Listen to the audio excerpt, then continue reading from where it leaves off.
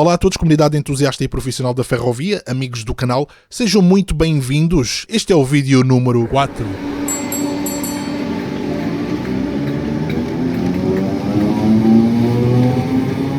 Este vídeo relata as duas saídas de cena mais inesperadas que eu já alguma vez presenciei em toda a minha vida de entusiasta da ferrovia, que embora não seja longa, aí uns 30 e poucos anitos, mas que em 13 anos de Grã-Bretanha, mantendo ativo o hobby, jamais imaginei ver tal cenário. A razão para tal sentimento de admiração é muito simples.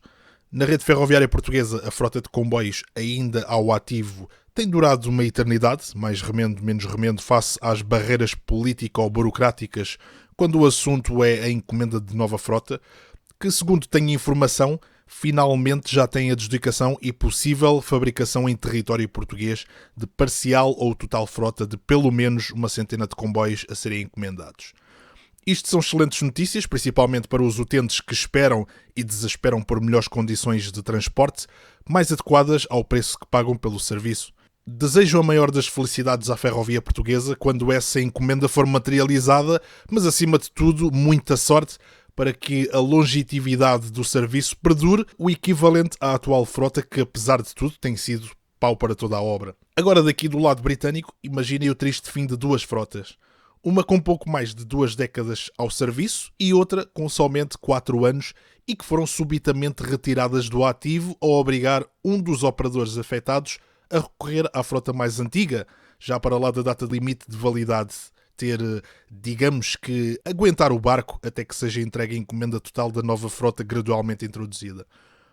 Este é o cenário que enfrentam pelo menos 2 operadores aqui na região norte de Inglaterra que têm feito as manchetes da imprensa, quer da especialidade ferroviária, quer da mídia generalista, que, como de costume, dá mais ênfase pelas piores do que pelas melhores razões. Sem mais rodeios, comecemos pelo operador ferroviário de serviços expressos TransPennine Express. Está baseado na cidade de Manchester e tem a responsabilidade dos serviços expressos e semi-rápidos de passageiros que ligam Manchester ao litoral este inglês, sul da Escócia e principais centros urbanos das regiões metropolitanas da região norte de Inglaterra. Uma excelente opção para deslocações regionais rápidas, como alternativa aos mais lentos serviços de paragens locais.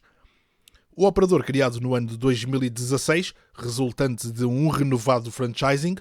revelou a sua nova imagem corporativa vanguardista, tendo como logótipo uma estrela denominada Nova. Segundo os especialistas, é um termo astrológico associado ao fenómeno da explosão nuclear das estrelas, que produz brilho imenso resultante da energia dissipada, a mesma que está no espírito de modernização do operador em fazer chegar um inovador conceito na experiência do serviço Intercity dedicado à região norte do país. Deste modo, o ponto alto de tal compromisso ao utente estava na aquisição de 3 novíssimas frotas designadas Nova 1, Nova 2 e Nova 3, para as quais o novo esquema corporativo tinha sido projetado e ajustado aos pontos de fuga aerodinâmicos. Foi então que 2 anos mais tarde, em 2018, chegaram as State of the Art, isto é, tecnologicamente repletas de engenhocas e luzinhas, unidades Nova 1 seguidas das mais modestas Nova 2 e, finalmente,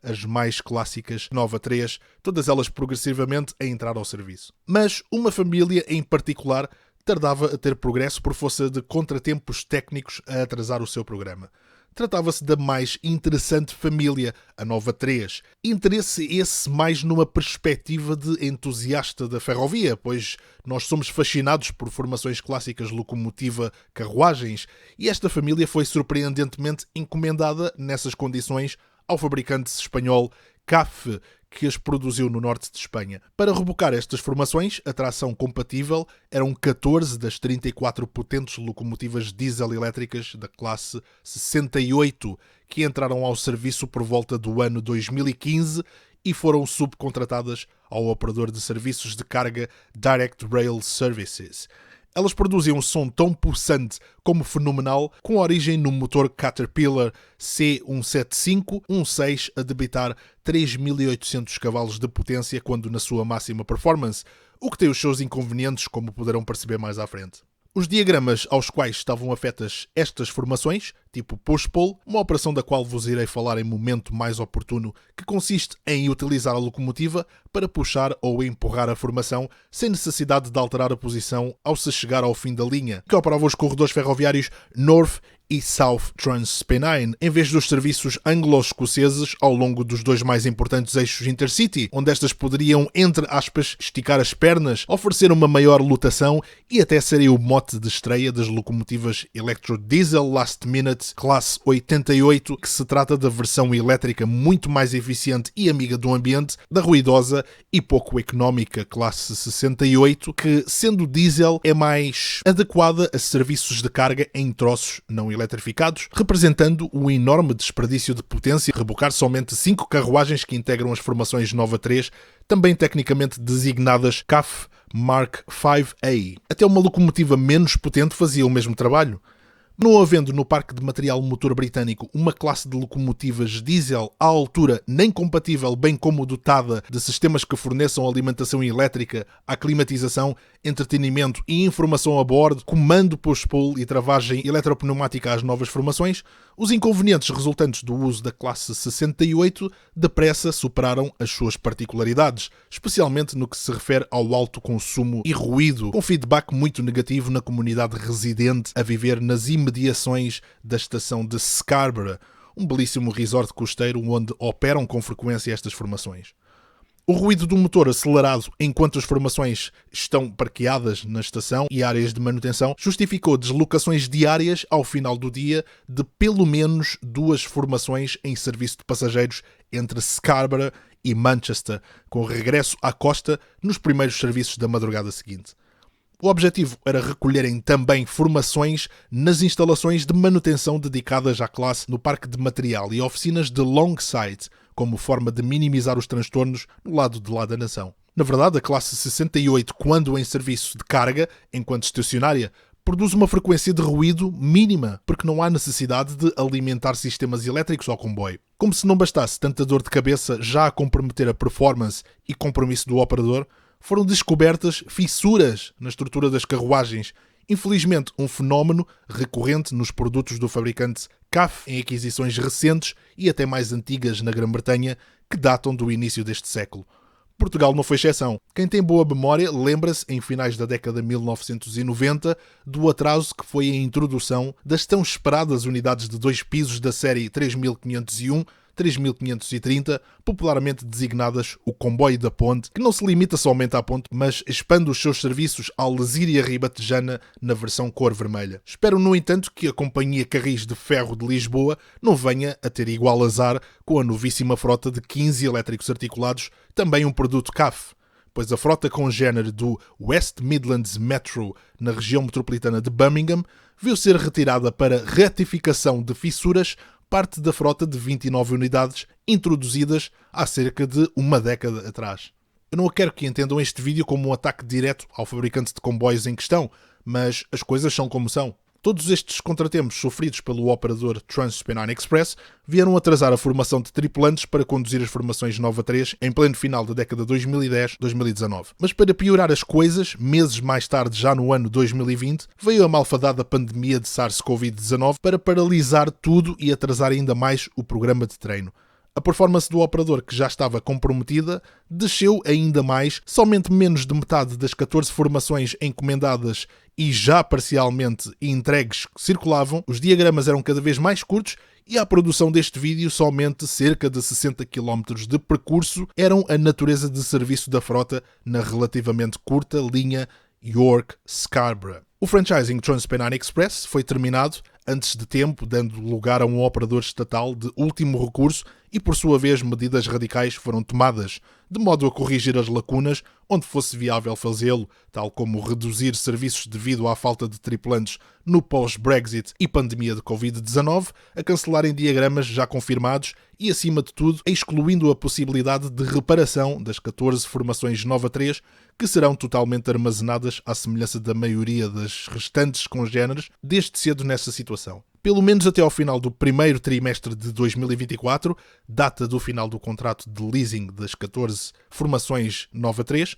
a Transpennine Express terá de mantê-las na sua posse e, segundo consta, não há pretendentes assumidos à aquisição e já se fala até na sua exportação. Uma coisa é certa, a reparação irá superar em muito o valor de aquisição. As locomotivas, essas regressam ao operador de carga que, segundo sabemos, não tem serviços disponíveis para os 14 exemplares modernos de locomotivas que, apesar de tudo, ainda operam a par com a frota mais antiga do operador e que parece ainda ter preferência de uso em prejuízo da nova frota. No mínimo estranho. É interessante como 4 anos de pouco ou nenhum serviço das formações Nova 3 já deram pano para mangas num só vídeo.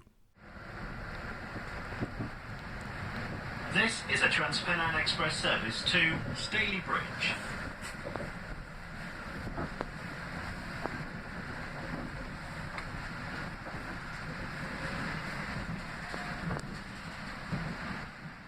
Por fim, e de modo a terminá-lo, saltamos para a mais antiga e, de certo modo, melhor sucedida frota de unidades motoras diesel hidráulicas, classe 175, parte da família coletiva designada Alstom Coradia 1000. Foi introduzida no ano 2000, registando mais de 2 décadas de serviço e muitos incidentes que, felizmente, não resultaram em tragédia.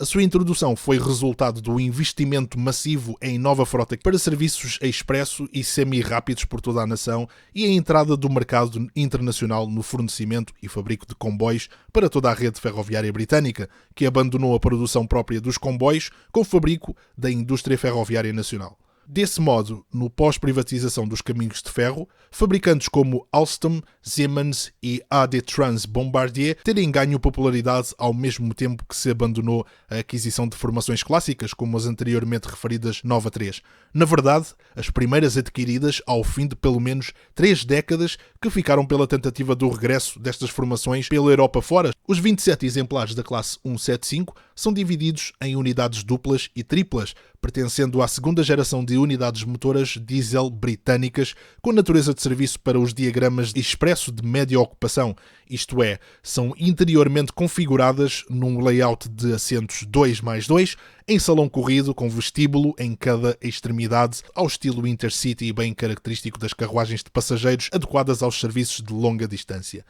Este aspecto, a juntar ao amplo interior e assentos de uma ergonomia e espaço considerável entre si na disposição de cabina de aeronave também denominada airline, bem como o silêncio interior das carruagens que rolam sobre uma suspensão pneumática das mais suaves, alguma vez equipada num comboio para a época em que foram aqui introduzidas, eram pontos mais do que suficientes para que fossem colocadas no top dos comboios mais confortáveis da nação. Até foram um ano mais tarde, em 2001, o mote à aquisição de mais 14 unidades desta família Alstom Coradia 1000, mas desta vez designadas classe 180, também conhecidas por Darth Vader, em tudo idênticas às suas homólogas, mas projetadas para circular a velocidade máxima de 200 km/h, comparativamente aos 160 km/h da classe 175. As diferenças mais óbvias estão na frente aerodinâmica, a formação de 5 veículos, incluindo um mini buffet segunda classe